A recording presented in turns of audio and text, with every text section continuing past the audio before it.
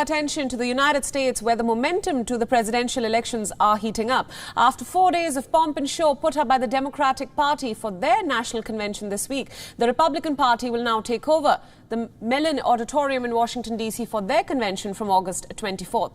But planners have yet to provide a final schedule and other key details about what will in fact happen during this gathering, which will culminate in the nomination of Donald Trump for a second term.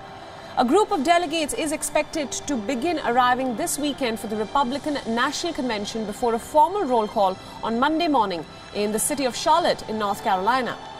President Donald Trump will be nominated in a ballroom at the Charlotte Convention Center to lead his party for another 4 years. Donald Trump, as well as Vice President Mike Pence and a group of congressional lawmakers, are expected to arrive on Monday for the televised in-person roll call and for the brief nomination speeches. The event, which opens on Monday and closes on Thursday with Trump's acceptance speech at the White House, will be a far cry from the glitz of conventions that have taken place in the past, primarily because of the threat of the coronavirus outbreak. The convention is expected to be mostly a virtual affair, although small crowds are expected at some events. The Republican National Committee is holding a series of meetings throughout the weekend devoted to the rules, the platform and other party activities. The RNC meeting on Monday is to nominate Trump for the re-election bid.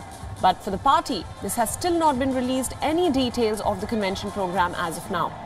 But ready or not, the convention is happening to conclude a 2.5 month of scrambling involving constant change of venues and ever-changing schedules for the 4 nights of programming. As the US president prepares to seize the national spotlight for a Republican convention, his Democratic rivals are mounting an aggressive counter-effort to brand him as an agent of chaos.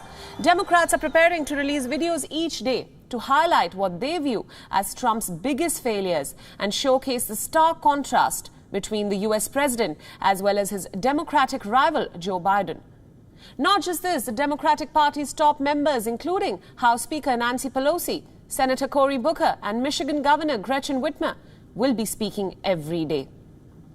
The party is attempting to cast everything about Trump as chaotic and disruptive, from the way he runs his presidency to what appears on his Twitter feed, as well as his approach to handling the coronavirus outbreak across the US.